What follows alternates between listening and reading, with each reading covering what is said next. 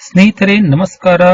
12ನೇ ವಿಡಿಯೋದಲ್ಲಿ 2025ನೇ ಎಸ್ಎಸ್ಎಲ್ಸಿ ಪರೀಕ್ಷೆಯಲ್ಲಿ ವಿದ್ಯುತ್ ಪ್ರವಾಹದ ಕಾಂತೀಯ ಪರಿಣಾಮಗಳು ಈ ಪಾಠದಿಂದ ಇಲ್ಲಿ 8 ಪ್ರಶ್ನೆಗಳಿಗೆ ಉತ್ತರವನ್ನ ತಿಳಿಸಿಕೊಡ್ತಾ ಇದ್ದೇನೆ. ಇದರಲ್ಲಿ ಕನಿಷ್ಠ ಒಂದು ಪ್ರಶ್ನೆ ಆದರೂ ಎಕ್ಸಾಮ್ದಲ್ಲಿ ಬರ್ತದೆ. ತಾವು 2 ಅಂಕಗಳನ್ನ ಅಲ್ಲಿ ಪಡ್ಕೊಳ್ತೀರಾ. ಮೊದಲನೇ ಪ್ರಶ್ನೆ, ಕಾಂತೀಯ ಬಲರೇಖೆಗಳ ಗುಣಗಳನ್ನು ಪಟ್ಟಿ ಮಾಡಿ ಅಂತ ಕೊಡಬಹುದು. ಇಲ್ಲಿ 2 ಗುಣಗಳು ಬರ್ತದೆ. ಒಂದನೇದು, ಕಾಂತೀಯ ಬಲರೇಖೆಗಳು ಉತ್ತರ ಧ್ರುವದಿಂದ ಪ್ರಾರಂಭವಾಗುತ್ತದೆ ಮತ್ತು ಅಯಸ್ಕಾಂತದ ಹೊರಗಿನ ದಕ್ಷಿಣ ಧ್ರುವದಲ್ಲಿ ಕೊನೆಗೊಳ್ಳುತ್ತದೆ. ಎರಡನೇ ಗುಣ, ಕಾಂತೀಯ ಬಲರೇಖೆಗಳು ಒಂದನ್ನೊಂದು ಛೇದಿಸುವುದಿಲ್ಲ. ಎರಡನೇ ಪ್ರಶ್ನೆ, ಕಾಂತೀಯ ಬಲರೇಖೆಗಳು ಒಂದನ್ನೊಂದು ಛೇದಿಸುವುದಿಲ್ಲ ಏಕೆ ಅಂತ ಕೇಳಬಹುದು.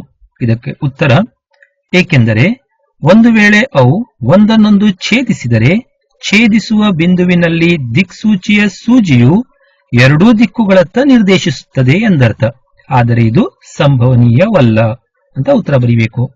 ಮೂರನೇ ಪ್ರಶ್ನೆ, ಸೊಲೆನಾಯ್ಡ್ ಎಂದರೇನು ಅಂತ ಕೇಳಬಹುದು. ಇದಕ್ಕೆ ಉತ್ತರ, ಅವಾಹಕ ಹೊದಿಕೆ ಇರುವ ತಾಮ್ರದ ತಂತಿಯ ಅನೇಕ ಸುರುಳಿಗಳನ್ನು ಒತ್ತೊತ್ತಾಗಿ ಸುತ್ತಿರುವ ಸಿಲಿಂಡರಾಕಾರವನ್ನು ಸೊಲೆನಾಯ್ಡ್ ಎನ್ನುವರು.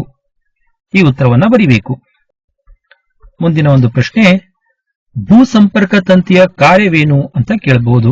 ಇದರ ಒಂದು ಕಾರ್ಯ, ಲೋಹದ ಮೇಲ್ಮೈ ಹೊಂದಿರುವ ಉಪಕರಣಕ್ಕೆ ವಿದ್ಯುತ್ ಸೋರಿಕೆ ಉಂಟಾದಲ್ಲಿ ಅದರ ವಿಭವಾಂತರವನ್ನು ಭೂಮಿಯ ವಿಭವಾಂತರಕ್ಕೆ ಸಮನಾಗಿಸುತ್ತದೆ. ಇದು ಭೂ ಸಂಪರ್ಕ ತಂತಿಯ ಕಾರ್ಯವಾಗಿದೆ. ನಂತರ ಇಲ್ಲಿ ಇನ್ನೊಂದು ಪ್ರಶ್ನೆ ಇದೆ, ವಿದ್ಯುತ್ ಫ್ಯೂಸ್ನ ಕಾರ್ಯವೇನು ಅಂತ ಕೂಡ ಕೇಳಬಹುದು.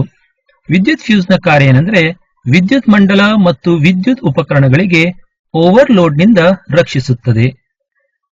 ಸೊ ಇದು ವಿದ್ಯುತ್ ಫ್ಯೂಸ್ನ ಕಾರ್ಯವಾಗಿದೆ. ನಂತರ ಮುಂದಿನ ಒಂದು ಪ್ರಶ್ನೆ, ಹ್ರಸ್ವ ಮಂಡಲ ಎಂದರೇನು ಅಂತ ಕೇಳಬಹುದು. ಇದಕ್ಕೆ ಉತ್ತರ, ಸಜೀವ ತಂತಿ ಮತ್ತು ತಟಸ್ಥ ತಂತಿಗಳು ನೇರ ಸಂಪರ್ಕಕ್ಕೆ ಬಂದಾಗ ವಿದ್ಯುತ್ ಪ್ರವಾಹವು ಥಟ್ಟನೆ ಹೆಚ್ಚಾಗಿ ಓವರ್ಲೋಡ್ ಆಗುವುದನ್ನ ಹ್ರಸ್ವ ಮಂಡಲ ಎನ್ನುವರು. ನಂತರ ಮುಂದಿನ ಒಂದು ಪ್ರಶ್ನೆ, ವಿದ್ಯುತ್ ಮೋಟಾರನ್ನು ಉಪಯೋಗಿಸುವಂತಹ ಕೆಲವು ಸಾಧನಗಳನ್ನ ಪಟ್ಟಿ ಮಾಡಿ ಅಥವಾ ಹೆಸರಿಸಿ ಅಂತ ಕೇಳಬಹುದು. ಫ್ಯಾನ್, ಮಿಕ್ಸರ್, ಬಟ್ಟೆ ತೊಳೆಯುವ ಯಂತ್ರ, ನೀರೆತ್ತುವ ಪಂಪ್ ಇವೆಲ್ಲ ವಿದ್ಯುತ್ ಮೋಟಾರದ ಮೇಲೆ ಕಾರ್ಯನಿರ್ವಹಿಸುವಂತಹ ಸಾಧನಗಳು.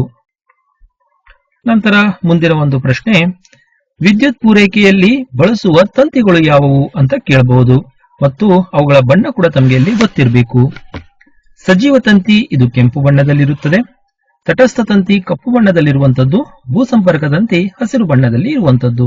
ಇದಿಷ್ಟು 8 ಪ್ರಶ್ನೆಗಳಲ್ಲಿ ಒಂದು ಪ್ರಶ್ನೆ ಆದರೂ ಎಕ್ಸಾಮ್ದಲ್ಲಿ ಕೇಳ್ತಾರೆ. 2 ಅಥವಾ 1 ಅಂಕಕ್ಕೆ ಆ ಒಂದು ಪ್ರಶ್ನೆಯನ್ನ ಕೇಳಬಹುದು. ಇನ್ನು ಈ ಒಂದು ಪಾಠದಲ್ಲಿ 2 ನಿಯಮಗಳು ಕೂಡ ಇದೆ. ಒಂದು ಬಲಗೈ ಹೆಬ್ಬೆರಳ ನಿಯಮ, ಇನ್ನೊಂದು ಫ್ಲೆಮಿಂಗ್ನ ಎಡಗೈ ನಿಯಮ. ಈ 2 ನಿಯಮಗಳ ಒಂದು ವ್ಯಾಖ್ಯೆಯನ್ನ ನಿಯಮಗಳು ಅನ್ನುವಂತ ವಿಡಿಯೋದಲ್ಲಿ ನಾನು ತಿಳಿಸ್ಕೊಟ್ಟಿದ್ದೇನೆ. ಸೊ ಆ ವಿಡಿಯೋದಿಂದ ತಾವು ನಿಯಮಗಳನ್ನ ಅಲ್ಲಿ ಕಲಿಬಹುದು. ಆ ವಿಡಿಯೋಗಾಗಿ ಚಾನೆಲ್ ಸಬ್ಸ್ಕ್ರೈಬ್ ಮಾಡ್ರಿ. ಪ್ಲೇ ಲಿಸ್ಟ್ ಇಂದ ಆ ಒಂದು ವಿಡಿಯೋವನ್ನ ತಾವು ನೋಡಬಹುದು. ಪಾಸಿಂಗ್ ಪ್ಯಾಕೇಜ್ ಮೊದಲನೇ ವಿಡಿಯೋದಲ್ಲಿ ಅವೆಲ್ಲ ನಿಯಮಗಳನ್ನ ನಾನು ತೋರಿಸ್ಕೊಟ್ಟಿದ್ದೇನೆ. ಸೊ ಇಷ್ಟ ಆದರೆ ಲೈಕ್ ಮಾಡ್ರಿ ಮತ್ತು ಸ್ನೇಹಿತರೊಂದಿಗೆ ಹಂಚಿಕೊಳ್ಳಿ ಅಂತ ಹೇಳ್ತಾ ಧನ್ಯವಾದಗಳು.